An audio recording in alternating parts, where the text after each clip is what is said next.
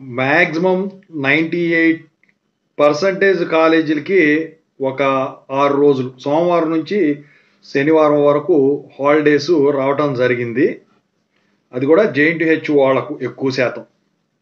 ఇప్పుడు మళ్ళీ సెలవులు ఏంటని మీరు చూస్తున్నారు కదా, ఇప్పుడు దాని గురించి చెప్పబోతున్నాను అనమాట. సో ముందుగా అయితే ఇంతవరకు ఈ ఛానల్ సబ్స్క్రైబ్ చేసుకున్న వాళ్ళు సబ్స్క్రైబ్ చేసుకోండి. ఈ వీడియోని లైక్ చేయండి, షేర్ చేయండి. మీకు ఏమైనా డౌట్స్ ఉన్నట్టయితే కాల్ మీ 4 ద్వారా కాల్ చేయండి. తెలుగు ఇంజనీరింగ్ ఎడ్యుకేషన్ టెలిగ్రామ్ ఛానల్లో జాయిన్ అవ్వండి. ఈ వీడియోకి హైప్ ఇవ్వండి. ఇక టాపిక్లో పెడితే సో JNTH హాలిడేస్ డిక్లేర్ చేసింది, కానీ అందరికీ కాదు. యూనివర్సిటీకి ప్లస్ వాడి కాన్స్టిట్యూయెంట్ కాలేజెస్కి, కానీ అక్కడ కొన్ని కండిషన్స్ ఉన్నాయి.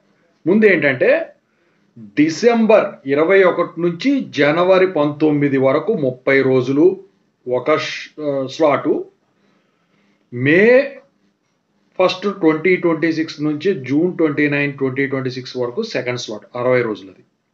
30 days plus 60 days total 90 days winter summer vacation కింద డిక్లేర్ చేశారు. అయితే ఇది ఎప్పుడు జరిగేదే, కానీ ఇక్కడ ఒక ఫిట్టింగ్ ఉంది. ఏంటంటే ఫ్యాకల్టీ సెలవులు తీసుకోవడానికి వీల్లేదు. సో వాళ్ళు సెలవులు అవైల్ చేసుకోవడానికి వీలు లేకుండా మీరు క్లాస్ వర్క్ కంటిన్యూ చేసుకోవచ్చు, బలవంతం ఏం లేదు అని చెప్పేసి వాళ్ళ యూనివర్సిటీ రూల్స్ ప్రకారం ఇచ్చుకున్నారంటే యూనివర్సిటీలో ఉన్న పెద్దలందరికి కూడా ఈ హాలిడేస్ ఉంటాయి. మరి యూనివర్సిటీ కాలేజీలో స్టూడెంట్స్ కనుక ఒకవేళ ఆ టైంకి ఏమి లేకపోతే వాళ్ళకు కూడా వచ్చేదానికి ఛాన్స్ ఉంటుంది. కాన్స్టిట్యూయెంట్ కాలేజెస్కి మాత్రం వీళ్ళు ఇచ్చుకునే వాళ్ళు ఇచ్చుకుంటారు. ఇప్పుడు అటానమస్ కాలేజీలోనే అయిపోయినాయి 30 రోజులు సెలవు ఇచ్చుకుందాం అని అనుకుంటారు, ఎట్లా ఉంటాయి అన్నమాట. ఓకేనా? అఫిలియేటెడ్లో మాత్రం కాలేజీలు యథావిధిగా నడుస్తాయి. సో ఈ కండిషన్ మాత్రం పెట్టడం అయితే జరిగింది. అసలైతే ఫ్యాకల్టీకే హాలిడేస్ ఇవి, కానీ అందరికి వద్దన్నారుగా. ఇదండి.